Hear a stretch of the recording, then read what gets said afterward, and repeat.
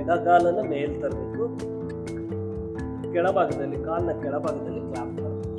ಅದರ ಸಿಸ್ಟಮ್ ಮುಂದೆ ಹೆಚ್ಚಾಗಿ ಕುಳಿತಾಗ ಹೊಟ್ಟೆ ಭಾಗದಲ್ಲಿ ಕೊಬ್ಬಿನ ಅಂಶ ಬರ್ತದೆ.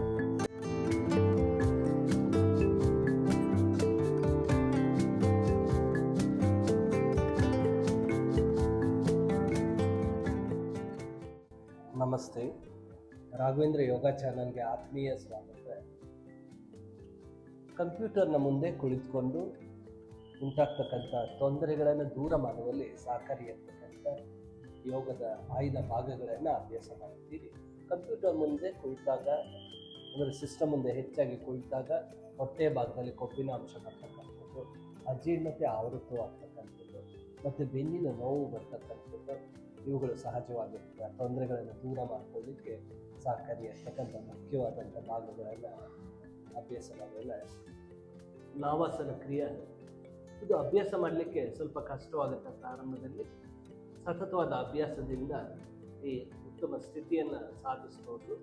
ಮೊದಲನೇದಾಗಿ ದಂಡಾಸನ ಸ್ಥಿತಿಯಲ್ಲಿ ಕುಳಿತುಕೊಂಡು ಎಡಗಾಲನ ಮೇಲ್ ತರಬೇಕು. ಕೆಳಭಾಗದಲ್ಲಿ ಕಾಲಿನ ಕೆಳಭಾಗದಲ್ಲಿ ಕ್ಲಾಪ್ ಮಾಡಬೇಕು. ನಂತರ ಬಲಗಾಲನ ಮೇಲ್ ತರಬೇಕು. ಬಲಗಾಲನ ಕೆಳಭಾಗದಲ್ಲಿ ಕ್ಲಾಪ್ಸನ್ನು ಮಾಡಬೇಕು. ಈ ರೀತಿಯಲ್ಲಿ 1 2 3 ಈ ರೀತಿಯಲ್ಲಿ ಅಭ್ಯಾಸ ಮಾಡಬೇಕು. ಅಭ್ಯಾಸವಾದಂತೆ ಕಾಲು ನೆಲಕ್ಕೆ ಟಚ್ ಆಗಬಾರ್ದು, ಅದೇ ರೀತಿಯಲ್ಲಿ ಅಭ್ಯಾಸ ಮಾಡಬೇಕು. ಈ ರೀತಿಯಲ್ಲಿ ಕಾಲು ನೇರ ಇರಬೇಕು.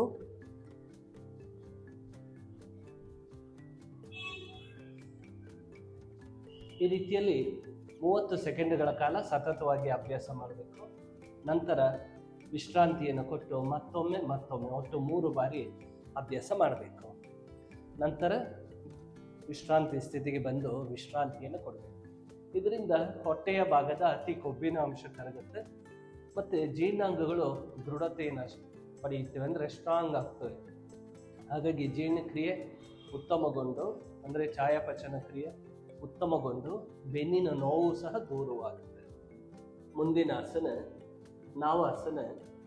ಉಸಿರನ್ನು ತೆಗೆದುಕೊಳ್ಳುತ್ತಾ ಕಾಲುಗಳನ್ನು 60 ಡಿಗ್ರಿಗೆ ತರಬೇಕು. ಕೈಗಳನ್ನು ಮುಂದೆ ಚಾಚಿ ಹಸ್ತಗಳು ಒಂದಕ್ಕೊಂದಕ್ಕೆ ನೋಡುವಂತೆ ಅಳವಡಿಸಬೇಕು. ದೀರ್ಘವಾಗಿ ಉಸಿರಾಡಬೇಕು. 30ರಿಂದ 60 ಸೆಕೆಂಡುಗಳು, ಯಾವುದೇ ರೀತಿ ತೊಂದರೆ ಇಲ್ಲ.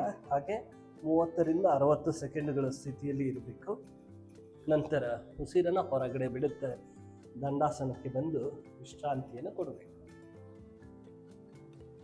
ಮುಂದಿನ ಆಸನ ಮತ್ಸ್ಯಾಸನ. 6ನೆಯ ಪ್ರಕಾರ ಕಾಲುಗಳನ್ನು ಕೂಡಿಸಿ ಕೈಗಳನ್ನು ಹಿಂದೆ ಚಾಚಿ ಹಸ್ತಗಳು ಮೇಲೆ ಬರಲಿ. ಉಸಿರನ್ನು ತೆಗೆದುಕೊಳ್ಳುತ್ತಾ ಕಾಲುಗಳನ್ನು 30 ಡಿಗ್ರಿಗೆ ತರಬೇಕು. ದೀರ್ಘವಾಗಿ ಉಸಿರಾಡಿ 60 ಸೆಕೆಂಡುಗಳು. ಅದಾದ ನಂತರ ಕಾಲುಗಳನ್ನು ಹಾಗೆ 60 ಡಿಗ್ರಿಗೆ ತರಬೇಕು. ಹಾಗೆ ದೀರ್ಘವಾಗಿ ಉಸಿರಾಡಿ 60 ಸೆಕೆಂಡುಗಳು.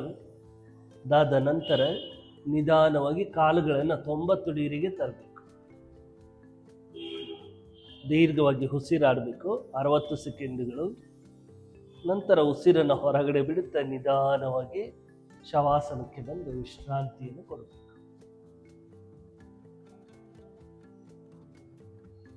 ಮುಂದಿನ ಅಭ್ಯಾಸ ಪಾವನ ಮುಕ್ತಾಸನ ಜೋಲಿ. ದಂಡಾಸನದಲ್ಲಿ ಕುಳಿತುಕೊಳ್ಬೇಕು. ಕಾಲುಗಳನ್ನು ಮಡಚಿ ಕೈಗಳ ಸಹಾಯದಿಂದ ಹಿಡಿಯಿರಿ. ಈ ರೀತಿಯಲ್ಲಿ ಪೂರ್ತಿಯಾಗಿ ಲಾಕ್ ಮಾಡಬಾರ್ದು. ಪೂರ್ತಿಯಾಗಿ ಲಾಕ್ ಮಾಡಿದ್ದೆ ಆದರೆ ಜೋಲಿಯನ್ನು ಅಭ್ಯಾಸ ಮಾಡಲಿಕ್ಕೆ ಸಾಧ್ಯವಾಗೋದಿಲ್ಲ. ಹಾಗಾಗಿ ಈ ರೀತಿಯಲ್ಲಿ ಹಿಡ್ಕೊಳ್ಬೇಕು. ಉಸಿರನ್ನು ತೆಗೆದುಕೊಳ್ಳುತ್ತಾ ನಿಧಾನವಾಗಿ ಹಿಂದೆ ಹೋಗಬೇಕು. ಉಸಿರನ್ನು ಹೊರಬಿಡುವಾಗ ಮೇಲೆ ಬರಬೇಕು.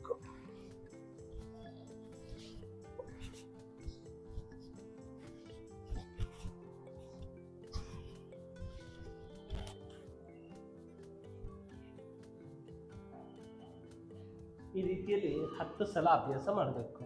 ಅದಾದ ನಂತರ ವಿಶ್ರಾಂತಿಯನ್ನು ಕೊಡಬೇಕು.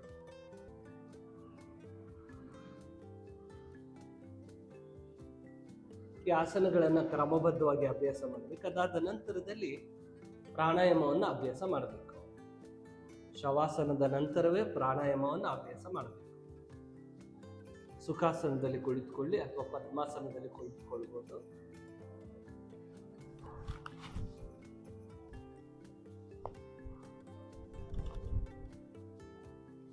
ಕೈಗಳಲ್ಲಿ ಚಿನ್ಮುದ್ರವನ್ನು ತನ್ನಿ. ನಂತರ ಹಸ್ತಗಳನ್ನು ಹೊಟ್ಟೆಯ ಭಾಗಕ್ಕೆ ಅಳವಡಿಸಬೇಕು. ಉಸಿರನ್ನು ಹೊರಬಿಡುವಾಗ ಹೊಟ್ಟೆಯನ್ನು ಒಳಭಾಗಕ್ಕೆ ತೆಗೆದುಕೊಳ್ಬೇಕು.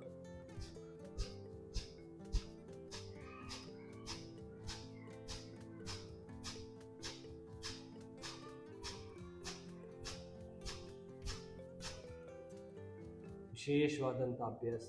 ಇಲ್ಲಿ 60 ಬಾರಿ ಹೊಟ್ಟೆಯ ಭಾಗಕ್ಕೆ ವ್ಯಾಯಾಮವನ್ನು ಕೊಡ್ತೀರಾ. ಯಾವುದೇ ರೀತಿಯ ಒಂದು ಸೈಡ್ ಎಫೆಕ್ಟ್ ಇಲ್ಲದಂತೆ, ಯಾವುದೇ ರೀತಿ ತೊಂದರೆ ಮಾಡದಂತೆ 60 ಟೈಮ್ಸ್ ಅಭ್ಯಾಸ ಮಾಡ್ತೀರಾ. ಇದರಿಂದಾಗಿ ಹೊಟ್ಟೆಯ ಭಾಗದ ಅತಿ ಕೊಬ್ಬಿನ ಅಂಶ ಕರಗುತ್ತೆ ಮತ್ತು ಡಿಟಾಕ್ಸಿಫೈ ಆಗಲಿಕ್ಕೆ ಸಪೋರ್ಟನ್ನು ಮಾಡುತ್ತೆ. ಹಾಗಾಗಿ ರೋಗ ನಿರೋಧಕ ಸಾಮರ್ಥ್ಯ ಹೆಚ್ಚಾಗುತ್ತೆ. ಈ ಕೊಟ್ಟಿರ್ತಕ್ಕಂತಹ ಯೋಗದ ಭಾಗಗಳನ್ನು ಕ್ರಮಬದ್ಧವಾಗಿ ಅಭ್ಯಾಸ ಮಾಡಬೇಕು. ಅದರ ಜೊತೆಗೆ ಬಹಳ ಮುಖ್ಯವಾದಂಥ ಕೆಲವು ಟಿಪ್ಸ್ಗಳನ್ನು ಫಾಲೋ ಮಾಡಬೇಕು. ಒಂದನೇದು ಲಘು ಆಹಾರವನ್ನು ತೆಗೆದುಕೊಳ್ಬೇಕು. ಏಕೆಂದರೆ ದೇಹದ ಶ್ರಮ ಕಡಿಮೆ ಇರುತ್ತೆ, ಅಂದರೆ ದೈಹಿಕವಾಗಿ ಶ್ರಮ ಕಡಿಮೆ ಇರೋದರಿಂದ ನಿಮಗೆ ಹೆಚ್ಚು ಕ್ಯಾಲರೀಸು ಬೇಕಾಗೋದಿಲ್ಲ. ಹಾಗಾಗಿ ಲಘು ಆಹಾರವನ್ನು ತೆಗೆದುಕೊಳ್ಬೇಕು. ಎರಡನೇದು ಕ್ರಮಬದ್ಧವಾಗಿ ನೀರನ್ನು ಕುಡಿತಕ್ಕಂಥ ಅಭ್ಯಾಸವನ್ನು ಮಾಡಿಕೊಳ್ಬೇಕು. ಮೂರನೆಯ ಹಂತದಲ್ಲಿ 45 ನಿಮಿಷಗಳಿಗೆ ಒಮ್ಮೆಯಾದರೂ ಆ ಸೀಟಿನಿಂದ ಎದ್ದು 1-2 ನಿಮಿಷ ಓಡಾಡಿ ಬಂದು ಕುಳಿತುಕೊಳ್ಳೋದ್ರಿಂದ ವಿಶೇಷವಾದಂಥ ಪ್ರಯೋಜನವನ್ನು ಪಡಿಬಹುದು.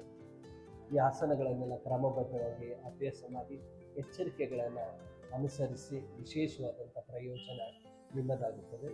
ಮುಂದಿನ ಸಂಚಿಕೆಯಲ್ಲಿ ವಿಶೇಷ ಯೋಗದ ಭಾಗದೊಂದಿಗೆ ಭೇಟಿಯಾಗೋಣ. ನಮಸ್ಕಾರ.